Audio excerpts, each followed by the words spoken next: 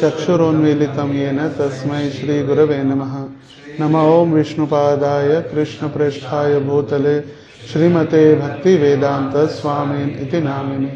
नमस्ते सारस्वते देवे गौरवाणी प्रचारिणे निर्विशेष शून्यवादी पाश्चात्य देशकारिणे।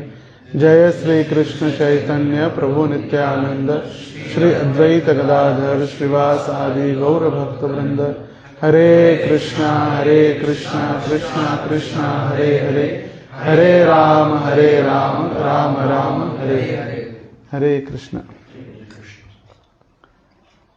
तर जसं आता सांगितलं की जन्माष्टमी जवळ आलेली आहे आणि संपूर्ण जगभर आणि विशेष करून भारतामध्ये देखील जन्माष्टमी साजरी होणार आणि उत्सवांचा सीझन आहे असं म्हणू शकतो आपण। जन्माष्टमी आता येणाऱ्या शुक्रवारपासून श्रावण महिना, मग श्रावणात मग जन्माष्टमी, त्यानंतर गणेशोत्सव, मग दसरा, दिवाळी, सगळे उत्सव आता प्रारंभ होतात या चातुर्मासामध्ये। तर या कोरोनाच्या महामारीनंतर एक ऑब्झर्वेशन आहे की प्रत्येक जण थोडा ना थोडा कुठेतरी घाबरलेला आहे। किती जरी नास्तिक असला तरी तो आता थोडा घाबरलेला आहे आणि जी स्पिरिच्युअलिटी जी आहे त्या स्पिरिच्युअलिटीचं कॉन्सेप्ट आणि धार्मिकता लोकांमध्ये वाढलेली आहे आणि 30% लोक अधिक जास्त धार्मिक झालेले आहेत आता। अगोदर जितके नास्तिक होते त्या नास्तिकपैकी 30% लोकांची संख्या वाढलेली आहे धार्मिकतेजवळ, किंवा प्रत्येकाला भीती आहे काय तर होईल म्हणून, आणि म्हणून प्रत्येकजण त्या देवी देवतांच्या वरती किंवा धार्मिकतेवरती आधारित आहे। आणि 2 ते 3 वर्षानंतर जवळजवळ आपण आता हे सगळे उत्सव लार्ज स्केलमध्ये करतोय। अगोदर कोरोनामध्ये तर झालेच नाही, झाले ते मंदिरामध्ये छोटेफार टोटली मंदिरं बंद ठेवूनच कार्यक्रम झाले, मग ते जन्माष्टमी असो किंवा दहीहंडी असो किंवा गणेशोत्सव असो। तर आता सगळे निर्बंध कमी झाल्यानंतर हा पहिलाच एक अनुभव आपण म्हणू शकतो आणि त्यामुळे या 2 ते 3 वर्षानंतरचा जो गॅप आहे त्या गॅप नंतर हे जन्माष्टमी किंवा हे सगळे फेस्टिवल आहेत, त्यामुळे संख्या स्वाभाविक वाढणारच आहे।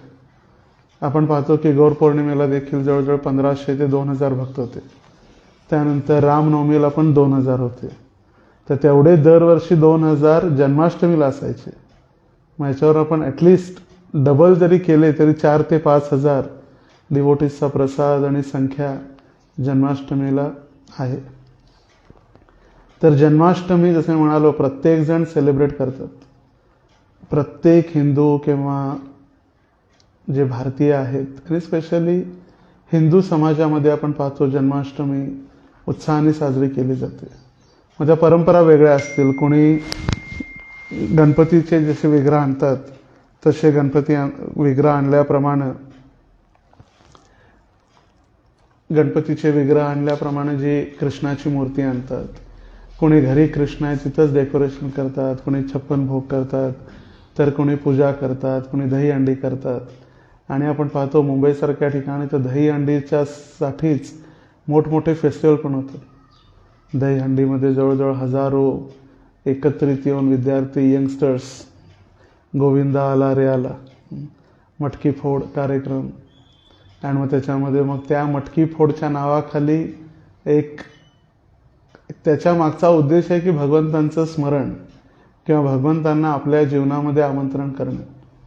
पण त्याच्या दहीहंडी किंवा त्या जन्माष्टमीच्या एक निमित्त सर्वांना भेटतं आणि मग आपापली इंद्रिय तृप्ती किंवा सेन्स ग्रॅटिफिकेशन ज्याला आपण म्हणतो तेच चाललेलं असतं।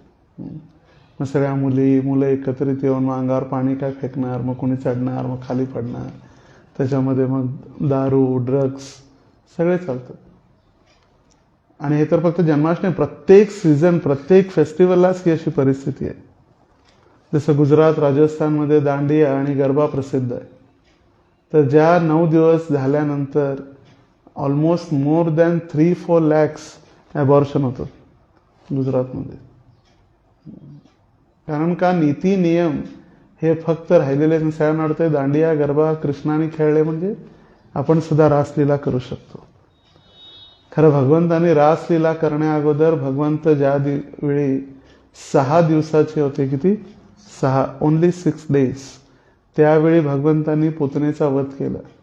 आणि पुतनेचा वध आणि पुतना जी होती कालकूट नामक विष लावून आपल्या स्तनाला आलेली होती भगवंतांना दुधाऐवजी ते विष पाजण्यासाठी, आणि ते विष भगवंतांनी पचवलं. भगवंतांना काही झालं नाही त्या विषाने. रासलीला करण्या अगोदर भगवंतांनी गोवर्धन पर्वत सुद्धा उचलला. जो गोवर्धन पर्वत उचलण्यासाठी तर दूरची गोष्ट, फक्त त्याची एक प्रदक्षिणा परिक्रमा म्हणतो आपण गोवर्धनचं एक राऊंड, तो एक राऊंड कंप्लीट करण्यासाठी सुद्धा नाकी 9 येतात. 24 किलोमीटर्स, 24 किलोमीटर, एक दिवस लागतो पूर्ण. नवीन जर कोणी असेल तर हळूहळू चालत चालत चालत चालत फक्त एक प्रदक्षिणा करायसाठी, जसे आपण भगवंतांची प्रदक्षिणा करतो मंदिराची, गर्भगृहाची 3 वेळा 5 वेळा, तर ती फक्त एक प्रदक्षिणा करायलाच दिवस निघून जातो. तर तो पर्वत भगवंतांनी 7 वर्षाचे असताना आपल्या डाव्या हाताच्या बाई हात का खेल, आणि ते पण किरंगळीवरती स्मॉल फिंगर, त्याच्यावरती 7 दिवस 7 रात्र उचलून धरला. आणि नंतर मग भगवंतांनी रासलीला केली. ती रासलीला पण अशी नाही जशी आज चालते, त्याच्यामध्ये अबॉर्शनच्या केस किंवा सगळ्या स्पेशालिटी आहेत त्या. भगवंतांची रासलीला म्हणजे भगवंतांनी सगळ्या गोपींसोबत फक्त नृत्य केलं आणि भगवंतांच्या त्या गोपी पुन्हा वापस निघून गेला आपापल्या घरी. तर आपल्याला वाटतं की भगवंतांनी केलं म्हणून आज ही लोक आपल्याला त्यांना वाटते की आपणही केलं पाहिजे. भगवंतांनी दहीहंडी खेळली, आम्ही पण दहीहंडी. त्या भक्तांची, वृंदावनातील भक्तांची जी इच्छा होती ती भगवंतांनी पूर्ण करण्यासाठी वेगवेगळ्या लीला केलेल्या आहेत. जशी प्रत्येक गाईला वाटायचं की कृष्णाने माझं दूध डायरेक्ट प्यायला पाहिजे, प्रत्येक गाईला वाटायचं की कृष्ण माझा वासरू असल्याप्रमाणे असायला पाहिजे. भगवंतांचं एक नाव आहे भक्त वत्सल. वत्स म्हणजे वासरू, बछडा. आणि त्या वासरूपासून जसं आईचं त्या वासराप्रती प्रेम असतं, त्या वासराप्रती असलेल्या प्रेमाचं जसं प्रतीक आहे गाय आणि वासरू, तेच प्रेमाचं प्रतीक भगवंतांचं आपल्या भक्तांसोबत. आणि म्हणून भगवंतांना भक्त वत्सल म्हटलेलं आहे.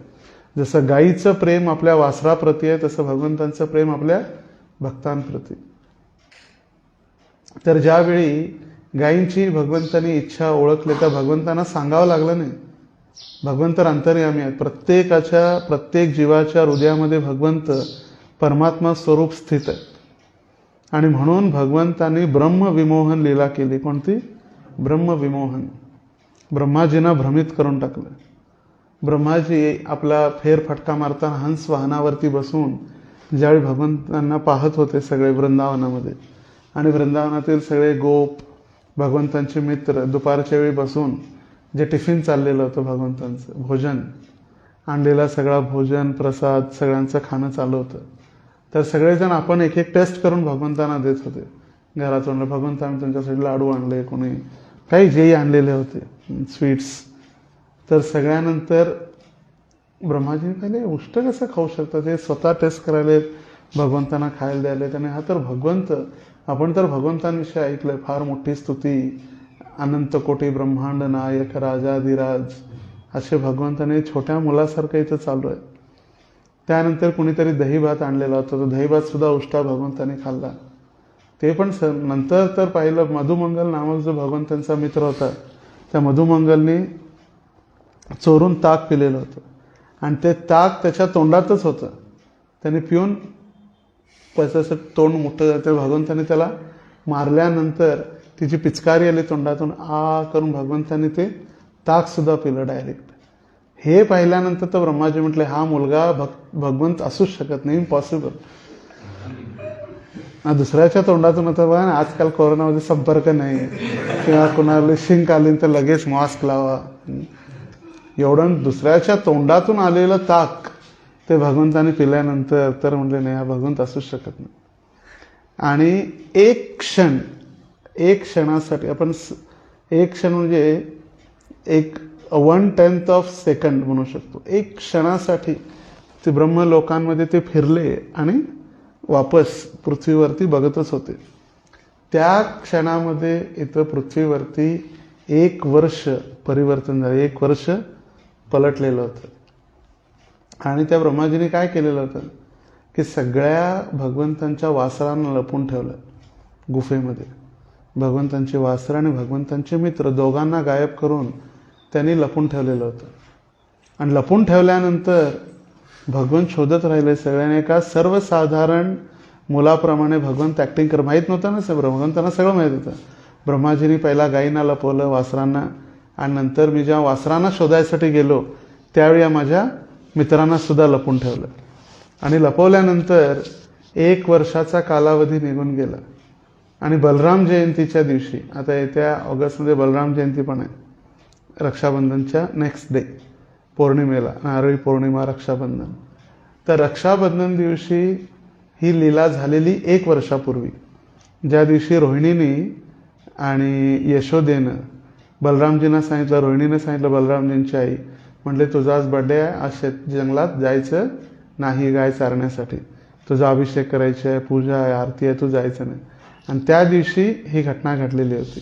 आणि बरोबर 365 डेज आफ्टर, 1 वर्षानंतर ज्यावेळी बलरामजींनी पाहिलं की म्हणजे सगळी वासरं तर तीच आहेत आणि गायी एवढ्या वरून डोंगरावरून अगदी धावत पळत येत आहेत आपल्या वासरांना दूध पाजण्यासाठी, त्यांचं स्वाभाविक दूध न काढता सुद्धा रस्त्यावरती दूध पडत चाललेलं आहे, धावपळत पडत येत आहेत एवढ्या गायी. असं कसं, दररोज तर त्याच गायी आहेत, तीच त्यांची वासरं आहेत. मग त्यांनी भगवंतांना विचारलं, भगवंता काय गडबड काय? त्यावेळी भगवंतांनी सांगितलं, बरोबर 1 वर्षापूर्वी ब्रह्माजींनी सगळ्या गायींना, वासरांना आणि माझ्या मित्रांना लपून ठेवलेलं होतं. आणि ते आज ओरिजिनल त्यांचे वासरं दिसल्यानंतर गायी स्वाभाविक त्यांच्याकडे आकर्षण होऊ लागलेलं आहे 1 वर्षानंतर. आणि त्या 1 वर्षामध्ये भगवंत प्रत्येक त्यांचा जो मित्र होता, मग मधुमंगल असो, अर्जुन असो, भद्रसेन असो, श्रीदामा असो, सुदामा असो, जितकेही सगळे मित्र होते, त्या मित्राचं स्वरूप भगवंत होते. स्वतः भगवंतांनी त्यांचा वेश किंवा त्यांचं रूप धारण करून प्रत्येकाच्या घरात राहिले भगवंत 1 वर्ष. का? कारण प्रत्येक गोपीची इच्छा होती की भगवंतांनी माझा मुलगा बनावा, माझं दूध प्यावं. ती इच्छा, जो सौभाग्य यशोदेला भेटलेलं आहे ते आम्हाला पण भेटल्यावर, आणि ती भगवंताने इच्छा पूर्ण केली. गायींची इच्छा पूर्ण केली, त्यांची वासरं बनवून 1 वर्ष दररोज भगवंत स्वतः त्या गायींचं दूध पित होते. डायरेक्ट दूध काढून नाही, डायरेक्ट दूध पिणं चालू होतं. तर भगवंत प्रत्येक भक्ताची इच्छा पूर्ण करण्यासाठी या सगळे अवतार आणि या सगळ्या लीला करतात. आणि त्यातल्या त्यात कृष्णांची जी लीला आहे त्याच्यामध्ये 4 गुण विशेष आहेत. रूपमाधुरी, भगवंतांचं सौंदर्य जे इतर अवतारामध्ये नाही आहे. सर्व आकर्षती सह कृष्ण, सर्वांना आकर्षण करण्याची जी कला किंवा भगवंतांकडे जी शक्ती आहे ती रूपमाधुरी. लीला माधुरी म्हणजे बाल लीला ज्या झाल्या, दामोदर लीला असो किंवा आईनी भगवंतांच्या मागे पळणं असो किंवा माती खाणं असो, ब्रह्मांड घाटावरती भगवंतांनी माती खाल्ली, ह्या सगळ्या लीला छोट्या बालक कृष्णानेच केलेल्या आहेत. इतर अवतारामध्ये अशा लीला झालेल्या नाही, फक्त कृष्ण लीलेमध्ये. रूपमाधुरी, लीला माधुरी, वेणुमाधुरी. आणि भगवंतांची माधुरी जी आहे, आपली वेणू वाजवण्यामध्ये भगवंतांची पटाईतता. भगवंत जी वेणू वाजवतात तशी कोणत्या अवतारामध्ये वाजवली जात नाही. एक व्यक्ती भारतामध्ये आला, एक विदेशी व्यक्ती होता, पाश्चिमात्य देश. प्रभुपाद लिहितात elevation to Krishna consciousness Subodh Bhanu नामक ग्रंथामध्ये की तो व्यक्ती भारतामध्ये आला शोधण्यासाठी की भगवंत कोण आहेत, who is the supreme personality of God it, हे शोधण्यासाठी. आणि त्याने प्रत्येक वेगळ्या मंदिरात गेला. कुठं एक मूर्ती अशी ध्यान करत आहे, कुठं जप करत आहे, कुठं मूर्ती एक असुरांचा उद्धार करत आहे, मारत आहे, कुठं आशीर्वाद देत आहे. वेगळ्या वेगळ्या मूर्ती त्याने पाहिल्या, मंदिरं फिरला. खरं एक मंदिरामध्ये त्याने पाहिलं की भगवंत काय करत आहेत, बासरी वाजवत आहेत. म्हटलं हेच पूर्ण पुरुषोत्तम भगवंत, द टॉपमोस्ट भगवंत जर असतील तर कृष्ण आहेत. म्हटलं कसं काय ओळखले तुम्ही? म्हटले बाकीचे तर वेगवेगळे कार्यामध्ये आहेत, कोणी आशीर्वाद देते, कोणी संहार करते, कोणी ध्यान करते, पण एक आहे त्यांना काही काम नाही. जो काही काम न करणारा जो मालक, द टॉपमोस्ट ऑथॉरिटी, काहीच नाही त्यांना. ते आराम बासरी वाजवत असतात, वेणू माधुरी. आणि चौथा आहे प्रेम माधुरी, जे गोपींसोबत किंवा आपल्या भक्तांसोबत असलेलं प्रेम. आता बघा, जो मोठा व्यक्ती आहे, बँकचा मॅनेजर असो किंवा हॉटेलचा 5 स्टार हॉटेलचा मॅनेजर असो किंवा राष्ट्रपती असो, द टॉपमोस्ट ऑथॉरिटी म्हणू शकतो आपण. जो हॉटेलचा जो मालक आहे, 5 स्टार हॉटेलचा मालक, त्या हॉटेलमध्ये मॅनेजर आहे, त्याला सुद्धा नियम आहेत. ऑफिस टायमिंग आहे, उघडायचं बंद करायचं. वेटर्ससाठी टायमिंग आहेत, पण मालकाला काय टायमिंग आहे? नाही. मालक कधी येतो त्याला बघितल्यानंतर मॅनेजर आपल्या गल्ल्यावरून किंवा कॅश काउंटर उठून उभा राहतो, नमस्कार करतो. गल्ला उघडला, किती गल्ला झालाय काय विचार, मी 2 लाख घेऊन चाललोय, खिशात ठेवले 2 लाख, निघून गेला. कोणी विचारणार आहे त्याला? नाही. त्यालाच म्हणलं तो मालक आहे. जर मालकाला जर कोणी विचारणारा असेल तर तो मालक कसा? जसं जेलमध्ये प्रत्येक कैदी, त्याला नियम आहे. तो कधी बाहेर जाऊ शकतोय? नाही. परमिशन शिवाय बाहेर नाही, आत नाही. त्याला जे नियम सांगितलेले आहेत, कपडे बदलू शकतोय? नाही. जे खायला दिलेलं आहे तेच खायचं. झोमॅटो किंवा स्विगीवरून ऑर्डर करू शकतोय का? नाही. जे दिलेलं आहे जेलमध्ये तेच खायसाठी. आणि तिथे जे जेलर आहेत, जेलचे इन्चार्ज, प्रमुख, त्यांच्यासाठी सुद्धा नियम आहे. त्यांना सुद्धा अटेंडन्स आहे, त्यांच्यासाठी सुद्धा ड्युटी आहे. जे सैनिक आहेत किंवा पहारेकरू म्हणतो आपण, गार्ड्स, त्यांच्यासाठी पण नियम आहेत. आणि त्या कैद्याला सोडवण्यासाठी किंवा त्या पोलिसांना ज्या नियमामधून कुणी सुटू शकत नाही. पण किती मोठा कैदी असला आणि जर राष्ट्रपती आला आणि त्या राष्ट्रपतींनी सांगितलं हा व्यक्ती चांगला आहे, याच्यावरती चुकून केस लागलेली आहे, आणि त्या राष्ट्रपतीच्या एकाच साईननी तत्क्षण त्याला जेलमधून मुक्ती होऊ शकते. तर ते राष्ट्रपती म्हणजे भगवंत आहेत. आपण सगळे जेलमध्ये, मी सगळं सांगत होतो, सगळे आपण जेलमध्ये आहे. पण त्या जेलमध्ये भगवंत का अवतरित होतात? की आपल्याला सगळ्यांना जेलमधून बाहेर काढण्यासाठी. आणि तो अधिकार फक्त भगवंतांकडे आहे, बाकी कुठल्याही देवी देवतांकडे वगैरे नाही आहे. प्रभुपाद लिहितात, जेव्हा प्रधानमंत्री किंवा राष्ट्रपती एखादा नियम लावतात, फॉर एक्झाम्पल GST आहे किंवा 500 आणि 1000च्या नोटा बंद झाल्या, तेव्हा आपल्याला माहीत असेल 2-3 वर्षापूर्वी नोव्हेंबर 4 तारखेला नोटा बंद झाल्या 1000 आणि 500च्या. त्यावेळी कित्येक लोक ॲडजस्ट करत होते, बँकेत घ्या, तुम्ही कॅश भरा, तुम्ही घ्या. पण आपण त्या नियमापासून वाचवण्यासाठी टेबल खालून किंवा कच्चं बिल द्या, लेटर हेडवर लिहून द्या, शिक्का मारून द्या, आपण सांगतो GST वाचवण्यासाठी. पण हे आपण शासनाने दिलेले नियम पालन न करणं म्हणजे आपण शासनाच्या प्रती अपराध करत आहे, कायद्याने गुन्हा आहे. त्याच पद्धतीनं भगवंताने जे घालून दिलेल्या नीती नियमांचं पालन न करणं म्हणजे देवी देवतांकडे जाऊन भ्रष्टाचार करण्याप्रमाणे. टेबल काढून घ्या, थोडे नारळ घ्या, मला पास करा, थोडे पेढे घ्या, माझं लग्न ठरवा, थोडी साखर घ्या, मला चांगली मुलगी द्या. हे सगळे भगवंताने सांगितले नियम, हे नियम आहेत. जसं खाण्यापिण्याचे नियम आहेत, परत झोपण्याचे नियम आहेत, किंवा काय खायचं काय नाही खायचं त्याचे पण नियम 17व्या अध्यायात भगवंताने सांगितले. राजसिक आहार, तामसिक आहार, सत्वगुणी आहार. मग त्याच्यामध्ये अगदी मसालेदार, एकदम खाल्ल्यानंतर कानातून नाकातून धूर बाहेर पडायला लागेल असं एकदम तिखट, मग ते राजसिक आहार झाला. तामसिक म्हणजे सकाळी खाऊन ठेवलं आहे तसं शिळं पडलेलं आहे, वास मारत आहे, उष्ट आहे, ते पुन्हा खाणं, तामसिक आहार. राजसिक, तामसिक, मांसाहारमध्ये आला त्याच्यामध्ये, मग मद्यपान आलं. पण सात्विक आहार भगवंताने सांगितलं, काय खावं काय खाऊ नये, कसं खावं कसं खाऊ नये, कधी झोपावं कधी झोपू नये. आमची मुंबई, रात के 12 बजे दिन निकलता है, सुबह के 6 बजे रात होती. ऐकलंय पण? आमची मुंबई, मुंबईची स्टाईल आहे ती. आमची मुंबई, जीवाभावाची मुंबई. रात्री 12 वाजता उजाडते आणि सकाळी 6 वाजता म्हणे लोक झोपतात. यस्साम जागृती भूतानी सा निशा पश्यतो मुने. भगवंतान भगवती 2ऱ्या अध्यायात सांगितलंय की जेव्हा मुनी लोक उठतात त्यावेळी भौतिक जगातले लोक जे भोगी आहेत ते झोपतात, आणि जेव्हा भोगी उठतात तेव्हा मुनी झोपतात. आणि ते ज्वलंत उदाहरण बघा, तुम्ही कधी कधी मंगल आरतीला येत असताना 3-3:30ला जर लवकर आलात काकडा आरतीसाठी किंवा मंगला आरतीसाठी, त्यावेळीचे मोठे मोठे पब्स, हॉटेल्स साफसफाई करून क्लिनिंग करून त्यावेळेच्या झोपायच्या तयारीत असतात. बरोबर? मोठमोठे हॉटेल, कॅसिनो, पब्स सगळे 3-3:30 वाजता रात्रभर चालते. आणि जेव्हा रात्री 8 वाजता साधू संत झोपतात त्यावेळी भोगी सगळे जागे होतात, राक्षस प्रवृत्तीचे लोक. म्हणून त्यांनी 5000 वर्षापूर्वी सांगितलं हे अशी प्रवृत्ती आहे, कसं झोपावं, कसं झोपू नये, काय खावं, काय खाऊ नये, सगळं डिटेलमध्ये. आणि तरी सुद्धा जे मुंबईचं सांगितलं, रात के 12 बजे दिन निकलतं, रात्री 12 वाजता उठतात सगळे लोक आणि सकाळी 6ला पुन्हा झोपून जातो. मग उठणार 11ला 12ला. मी काही दिवसापूर्वी सांगत होतो, कन्याकुमारीमध्ये सनराईजसाठी लोक येतात बघायला. सनराईजसाठी समुद्रकिनाऱ्यावरती लाखो लोक, हजारो लोक एकत्रित झालेले असतात. कशासाठी? सनराईज बघायसाठी. कारण हे लोक कधी सनराईज बघतच नाहीत आपल्या जीवनात. दररोज 8ला 9ला 10ला उठल्यानंतर सनराईज कुठे दिसणार आहे?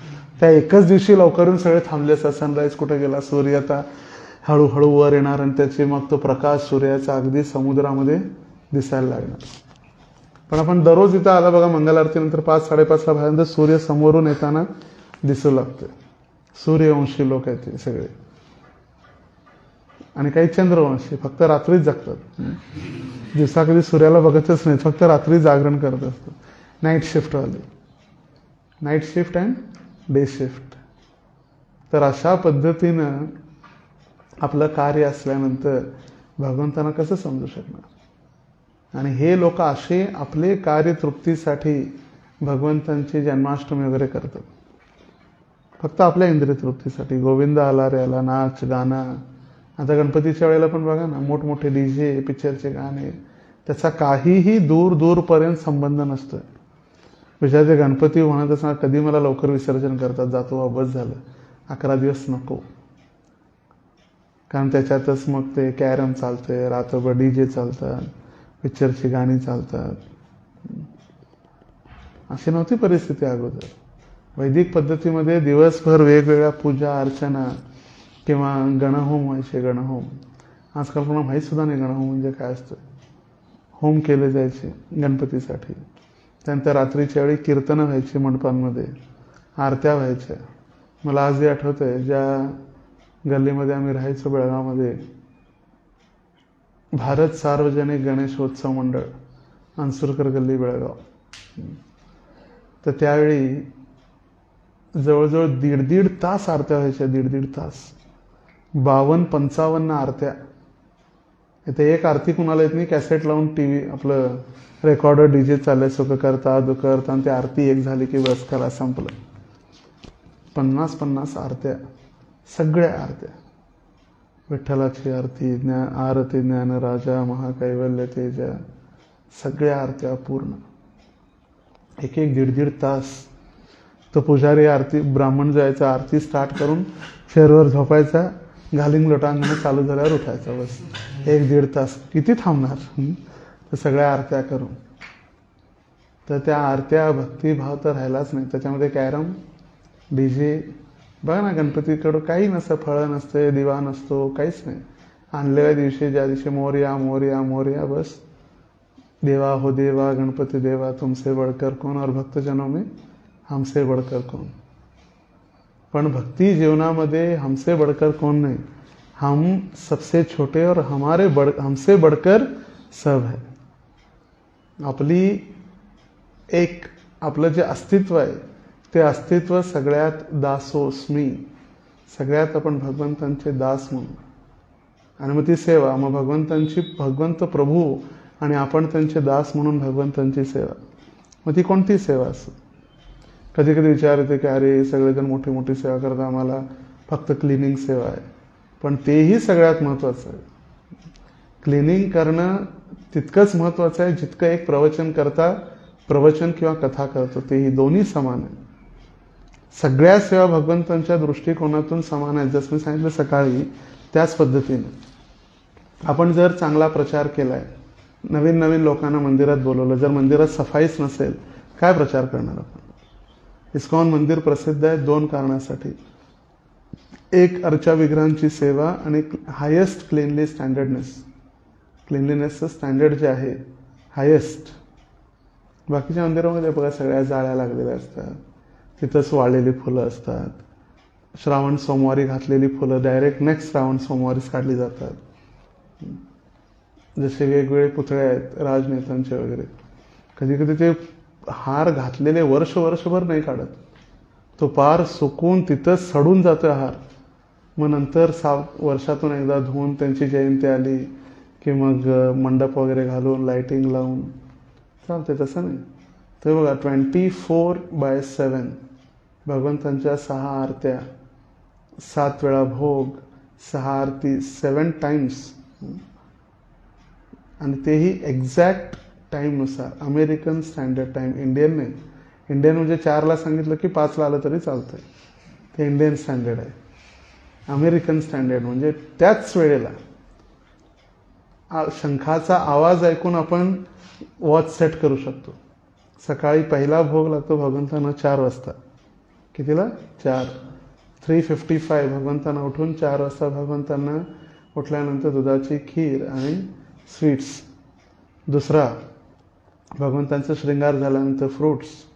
6:55 7च्या आसपास, 7 वाजता षोडशोपचार करताना फ्रूट्स आरती. त्यानंतर तिसरा भोग सकाळी 8 वाजता ब्रेकफास्ट. चौथा भोग राजभोग, फुल स्क्वेअर मील ज्याला आपण म्हणतो, 12 वाजता. नंतर संध्याकाळी 4 वाजता फ्रूट्स अँड ज्यूस, वैकालिका भोग. पुन्हा 6 वाजता संध्या भोग. पुन्हा रात्री 8 वाजता दूध. 6 भोग, 7 आरती. आणि असं नाही की फक्त जन्माष्टमीला, नाही, एव्हरी डे 365 डेज कन्सिस्टन्सी जी आहे ती कंटिन्यू राहते. असं नाही की फक्त जन्माष्टमी दिवशीच जय राधे कृष्ण, जसं कपडे वगैरे घालून कृष्णाचे राधे राधे सगळीकडे देऊन, असं नाही. 365 डेज. आणि ती आहे सेवा. आणि मी जर सांगितलं, जर कोणी प्रचार करून जर आपण बोलवलं, नवीन तुम्ही आपल्या कॉलेजच्या विद्यार्थ्यांना बोलवलं, स्टुडंट्सना मंदिरात दर्शनसाठी, तसंच गबाळ पडलं आहे, कचरा आहे, ते अट्रॅक्ट होतील का? नाही. त्याचबरोबर जर पुजाऱ्याने म्हटलं आज मला शृंगार करायचं नाही, बस माझी इच्छा नाही, जसं तसं त्याने जबरदस्ती भगवंतांना कपडे लटकवले आणि ठेवून दिलं, होतील अट्रॅक्ट? नाही. पुजारी ऑल्सो इज डुईंग प्रिचिंग, त्याचासुद्धा एक प्रचार आहे. जर कुकिंग करणाऱ्याने म्हटलं मला काय, मी तर काय प्रचार करत नाही, मी प्रवचन देत नाही, मला काय, मी आज मीठच घालत नाही, किंवा साखरेच्या ऐवजी स्वीटमध्ये मिठाचा डबा टाकतो, होणार आहे? ते खाल्ल्यानंतर कोणी येतील? कोणी येतील का? नाही रे, ऑनलाईन जन्माष्टमीला काय खायला घातलं, बस खिरीमध्ये मीठ टाकलं. They are also doing preaching. प्रत्येक जण इथं प्रचारक आहे आणि प्रत्येक सेवा तितकीच महत्त्वाची आहे. Whether it's cleaning, deity worship, cooking, serving. आता बाहेरच्या ह्याच्यात बघा पाणी, आजच मी चर्चा 5 बोटं किंवा 4 बोटं ते पाण्यात असं, घ्या पाणी प्या, स्टँडर्ड नाहीच. किंवा वाढण्याची, भगवंतांचा प्रसाद वाढणं सुद्धा एक सेवा आहे. भगवंतांनी ती सेवा केली आणि ते तर वाढण्याची तर होतीच, पण कृष्णाने स्वतः युधिष्ठिर महाराजांचा ज्यावेळी राजसूय यज्ञ झाला हस्तिनापुरामध्ये, त्यावेळी भगवंतांनी कोणती सेवा केली माहिती आहे? म्हणून प्लेट उचलायची. गेस्टनी जेवल्यानंतर त्यांच्या पत्रावेळाने प्लेट उचलायची सेवा. स्वतः अखिल ब्रह्मांडाचे स्वामी, अनंत कोटी ब्रह्मांड ज्यांच्या इच्छेने चालतात, त्यांनी हे सेट केलं.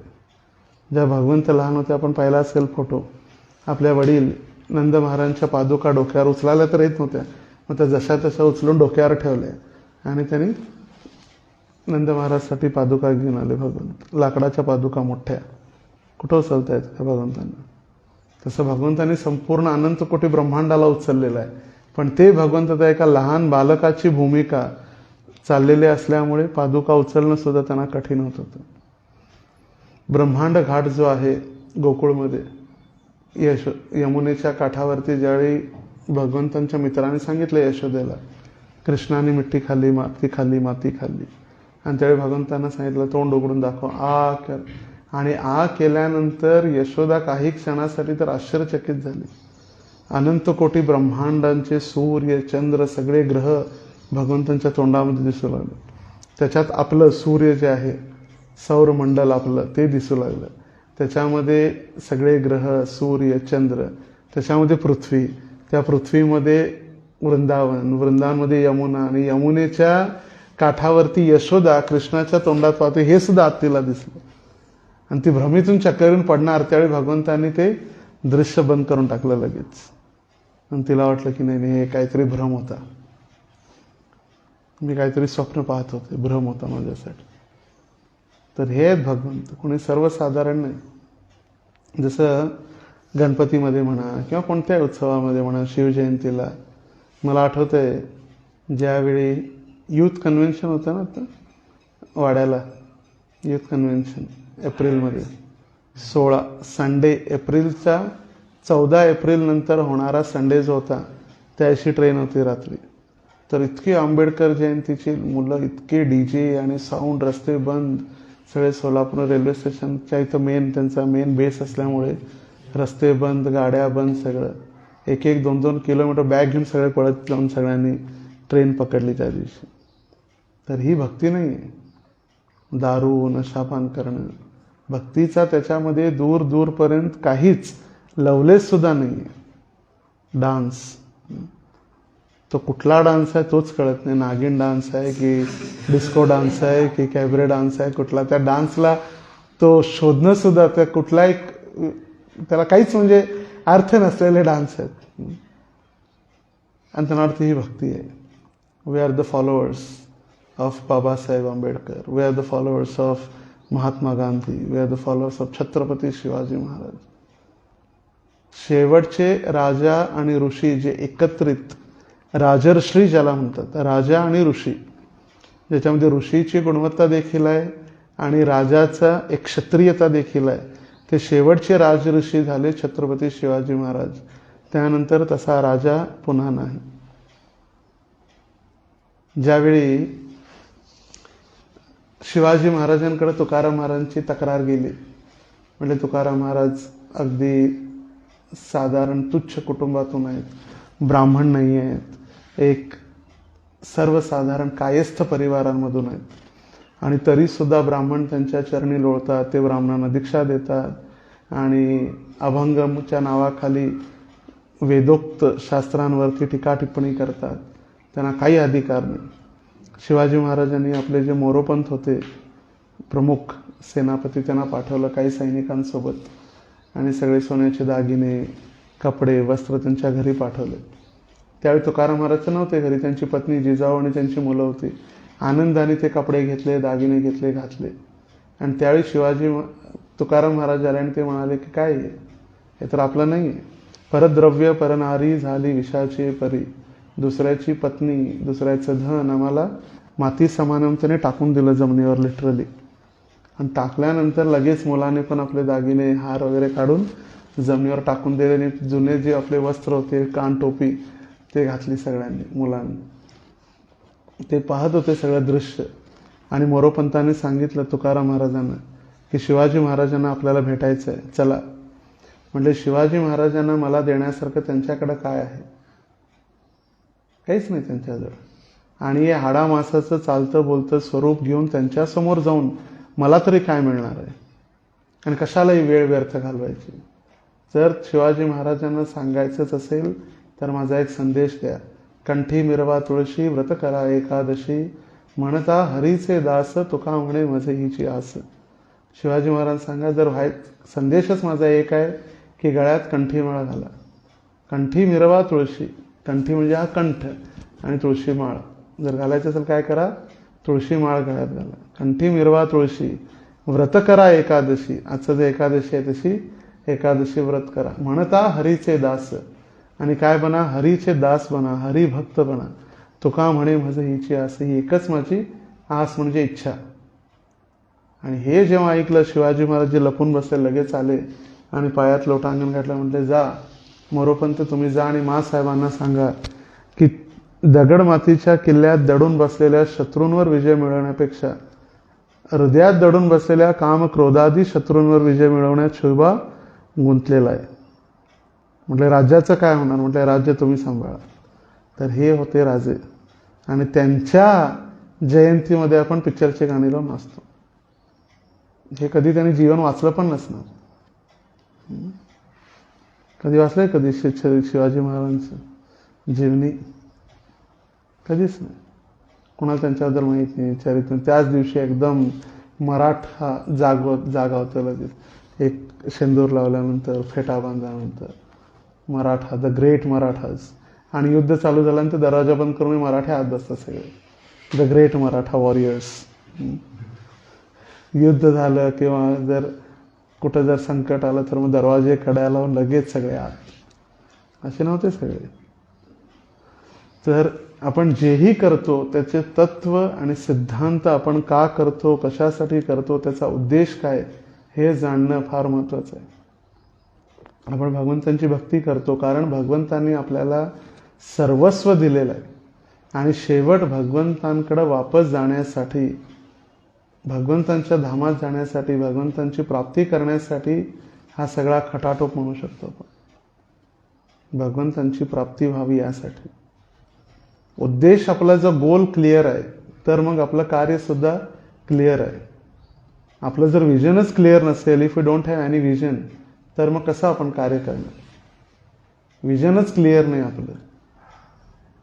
जसं मी सकाळी उदाहरण देत होतो की रेल्वे स्टेशनवरती दिसणारी प्रत्येक रेल्वे सारखीच दिसते, बरोबर?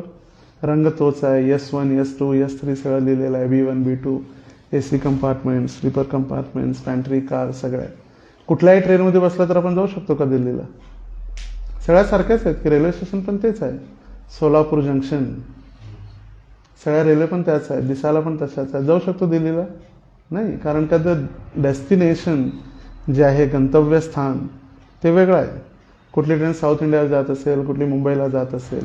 मग आपण सगळंच काही केल्यानंतर, कोणत्याही धर्माचं कोणतंही कार्य केल्यानंतर आपण भगवंतांची प्राप्ती करू शकतो हे म्हणणं ही मूर्खता आहे. म्हणजे असं म्हणणं की कुठल्याही ट्रेनमध्ये बसा आम्ही भगवंतांकडे जातो, कुठल्याही ट्रेनमध्ये बसा आम्ही कुठं जातो, दिल्लीला जातो, असं म्हटल्याप्रमाणे.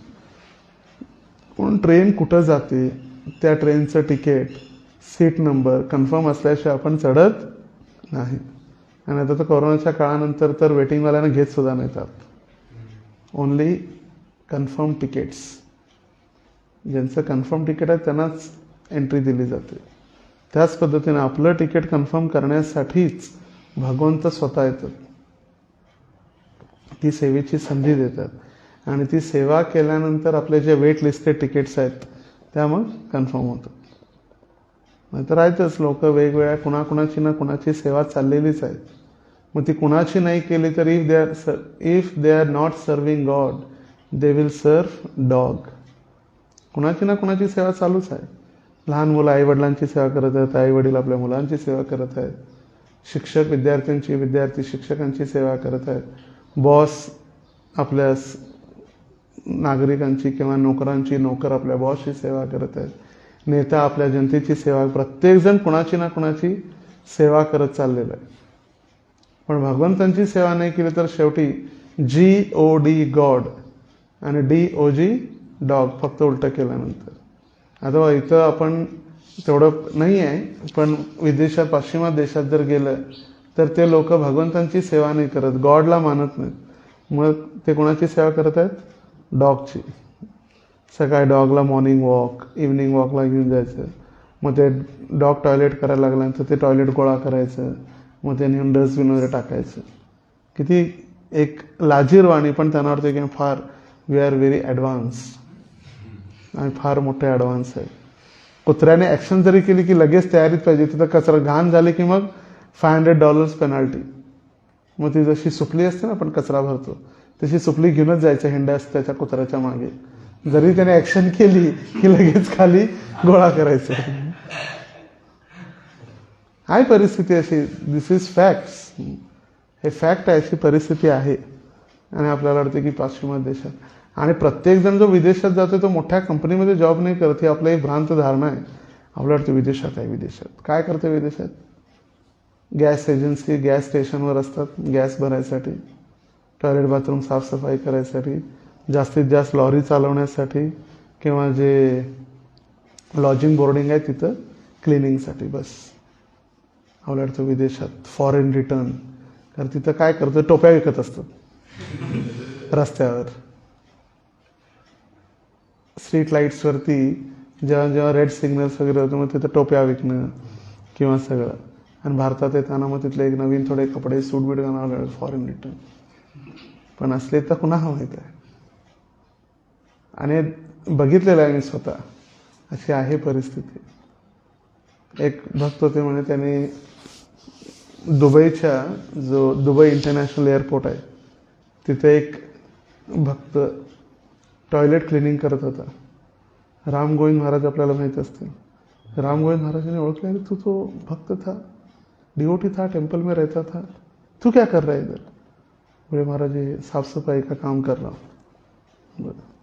आपल्याला तरी फॉरेन रिटर्न, दुबईला जॉब करतोय काय, टॉयलेट बाथरूम साफसफाई. तर त्यामुळे प्रत्येकजण कुणाची ना कुणाची सेवा चालूच आहे. जनतेची असो, कुटुंबाची असो, देशाची असो, राष्ट्राची असो. पण सगळी करायची पण भगवंतांची सेवा नाही करायची. याला म्हटलेलं आहे नास्तिकता. भगवंत नाही ते स्वीकारणे. पण भगवंत आहेत आणि म्हणून आपण आहे. आणि भगवंतांनी आपल्याला हे जे शरीर दिलेलं आहे, भगवंतांनी कधी बिल पाठवलं का आपल्याकडं ऑक्सिजनचं? आजपर्यंत तुम्ही 25 वर्ष झालात आणि जवळजवळ 125 सिलेंडर यूज केले किंवा 200 सिलेंडर यूज केले ऑक्सिजनचे. कधी आले बिल? नाही. हे जर आपण आत्ता लाईट लावले की लगेच बिल येते. पण जे फ्री सन ब्राईट लाईट दिलाय त्याचं कधी बिल आलं? कधीच नाही. पाणीचं एवढं पाणी पाऊस कोसळतोय, कधी बिल आलंय पाण्याचं? नाही. जसं इटलीमध्ये ही ज्वलंत घटना, इटलीमध्ये एक म्हातारा व्यक्ती ज्यावेळी त्याला 98,000 युरोज बिल आलं 3 दिवसाचं. 98,000 युरोज म्हणजे 1 युरो आहे 89-90 रुपीजच्या आसपास. तर युरोजचं बिल आलं 98,000 युरोज. 3 दिवस ऑक्सिजनवर त्याला ICU मध्ये ठेवलेलं होतं. आणि जेव्हा बिल दिलं डॉक्टरांनी तो रडायला लागला. भक्त नाही, कोणी नाही, नास्तिक एक व्यक्ती होता, नॉर्मल जनरल व्यक्ती. तर तो रडायला लागला. म्हणजे डॉक्टरांना वाटलं का रडायला, बिल जास्त आहे का रडाय? म्हटले नाही, बिल तर काहीच नाही. म्हटले फक्त 3 दिवस तुम्ही ऑक्सिजन लावला, यू आर चार्जिंग 98,000 युरोज. पण भगवंत जे आहे, the god, he has gifted this oxygen from long time. मी आता म्हातारा झालं 70-80 वर्षाचा.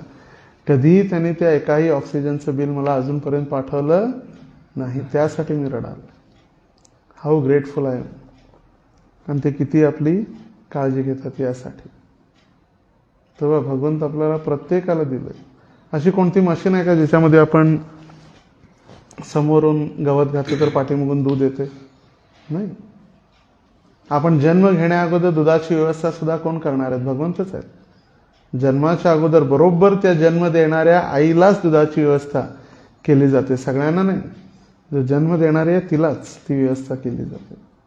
त्याचं कधी बिल पे केलंय का आपण? दुधाचं बिल? मदर डेअरी किंवा श्रीकृष्ण डेअरी, चव्हाण डेअरी नाही, कधी चार्जेस दिलेत नाही. त्यासाठी आपलं कर्तव्य आहे. अहम बीजः प्रदपिता. कधी कधी प्रश्न असते का भगवंतांची सेवा केली पाहिजे? कारण हेच आहे की भगवंतांनी जे सर्व आपल्याला दिलेलं आहे त्याचं आपण परतफेड तर काहीच करू शकत नाही. ऋण तर आपण भगवंतांचं फेडू शकत नाही. पण यथाशक्ती आपली जितकी शक्ती आहे त्या शक्तीनुसार आपण भगवंतांची सेवा करून आपण एक त्यांचं ऋण म्हणण्यापेक्षा एक धन्यवाद देऊ शकतो. आपण भगवंतांचा धन्यवाद. थँक्यू कृष्ण. सगळ्यात महत्त्वाचं, त्याने आपल्याला वाचवलं, त्याने आपल्याला अजून जीवन ठेवलंय. म्हणून कोरोनाच्या काळात किती जण गेले माहिती आहे? अनलिमिटेड, काही काउंट नव्हता. जो सरकार देत होती काउंट माहीत नाही किती सत्य आणि किती होतं, पण आपल्याला वाचवलं. इथं 2 वर्षाचं तर कोणी नाही आहे, सगळे 20, 25, 27 तर आहेत सगळे. म्हणजे याचा अर्थ तुम्ही कोरोनाच्या काळामध्ये होते, कोरोना बघितला, आपण वाचलो. तेच सगळ्यात मोठं थँक्यू आहे. 2 वर्षानंतर भगवंता तुम्ही जन्माष्टमी तुमची दाखवली आणि ते दाखवली याचा अर्थ मला तुम्ही जीवन ठेवलं म्हणून मला सेवा करायची आहे. Thank you Krishna for saving my life. माझं जीवन तुम्ही वाचवलं. मला ही आज ही जन्माष्टमी किंवा हा कार्यक्रम मला बघण्याची एक संधी तुम्ही एक दिली मला, त्यासाठी सेवा करायची. तर आपल्याला भरपूर सेवा आहेत जन्माष्टमीच्या. वेगवेगळी तयारी इन्क्लुडिंग द सर्विंग आहे, गेस्टसाठी प्रसादम डिस्ट्रीब्युशन आहे. आणि प्रसाद डिस्ट्रीब्युशन केल्यानंतर उलट त्या लोकांचा पण आशीर्वाद भेटेल. जितकेही लोक आलेले असतील, जितके भक्त आलेले असतील, ज्यांनी उपवास केलेला असेल, त्यांना आपण जेव्हा प्रसाद देणार आणि तो प्रसाद घेणार, ते धन्य झाल्यानंतर तो जो आनंद आहे, तो आनंदाबरोबर आशीर्वादसुद्धा आपल्याला भेटतील. मग नाच गाण्यामध्ये किंवा डान्समध्ये जे DJ लावून तो जितका आनंद आणि आशीर्वाद, उलट लोक रस्त्यावर जाता येता श्राप देऊन जातात. काय पागलसारखं रस्ता बंद करून नाचायला, छातीत धड धड धड धड धड धड. आणि स्पेशली जे म्हातारे शिवाय देतात कधी बंद करायला जातात पण नाही. पण त्याच म्हातारे जेव्हा इथे येतील भगवंतांच्या दर्शनासाठी, आपण त्यांना प्रसाद जर सर्विंग केला, ते आशीर्वाद देतील. स्वाभाविक नॅचरल आशीर्वाद देऊन जातात. तर प्रसाद सर्विंग आहे किंवा कीर्तन आहे, कीर्तनमध्ये डान्स आहे, सगळ्यांना नवीन मुलांना मंदिरबद्दल माहिती सांगणं आहे, प्रीचिंग आहे, त्यांचा डेटा घेणं आहे, त्यांना भगवंतांच्या चरणी वापस आणण्याचा प्रयत्न करणं, भरपूर सेवा आहे. करणाऱ्यासाठी भक्ती स्वाभाविक आहे, आनंदी आहे, आणि न करण्यासाठी रिझन्स आहेत. जसं आज क्लास आहे, क्लासचा टायमिंग होता 5:30 to 6:30. तर उदाहरण कुणाला सांगितलं अभिषेकला की बाबा अभिषेक संध्याकाळी 5:30 वाजता क्लास आहे IYF रूममध्ये आणि हॉल क्लीन करा संडेला. सॅटर्डेला सांगितलं.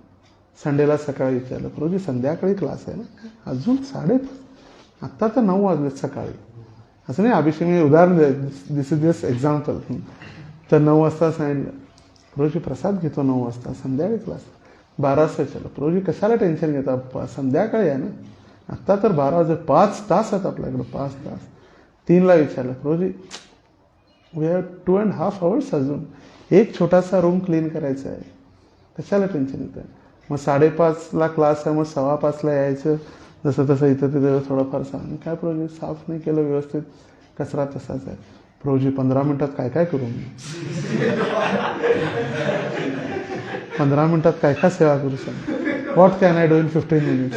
सांगितलेलं होतं सॅटर्डे आफ्टरनूनला, सॅटर्डे गेला, संडे पूर्ण गेला, 15 मिनिटात येऊन. तर अशी सेवा नाही, ही पण एक सेवा आहेच. हे जबरदस्तीची सेवा करायचं सांगितलं नाही. प्रेमाने म्हणजे क्लिनिंग व्यवस्थित, म्हणजे क्लिनिंग असो, सर्विंग असो, आनंदाने.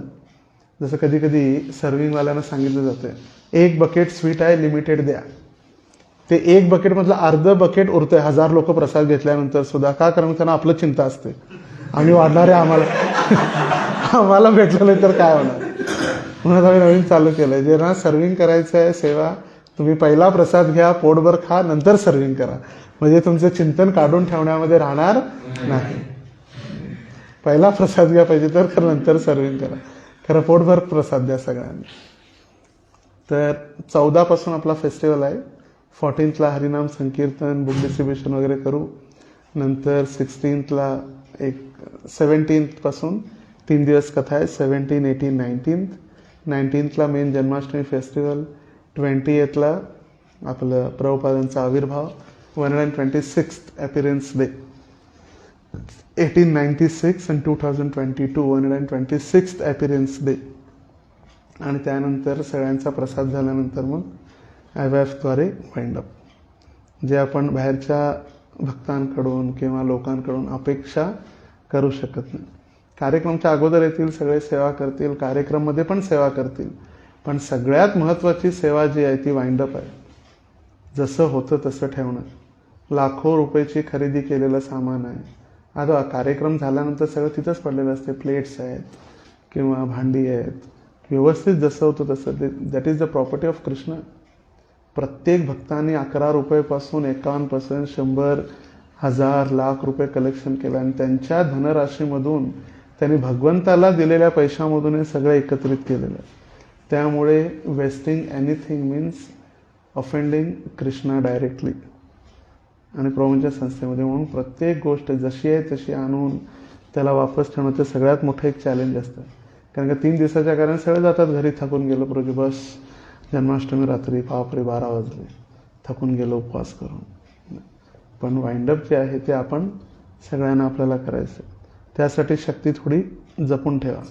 रिझर्व्ह पोलीस असतं ना, रिझर्व्ह पोलीस फोर्स, RPF ना, रिझर्व्ह पोलीस फोर्स, तशी आपल्याला एक IYFची रिझर्व काय म्हणतो वाइंड अप फोर्स तशी ठेवायला लागणार आहे. कारण का म्हाताऱ्यांकडून आपण एक्सपेक्ट पण करू शकत नाही. ते भांडे आणून ठेवतील, प्लेट्स आणून ठेवतील, त्यांना त्यांच्या जागेवरून उठणं आणि बसणंच त्यांच्यासाठी मुश्किल आहे.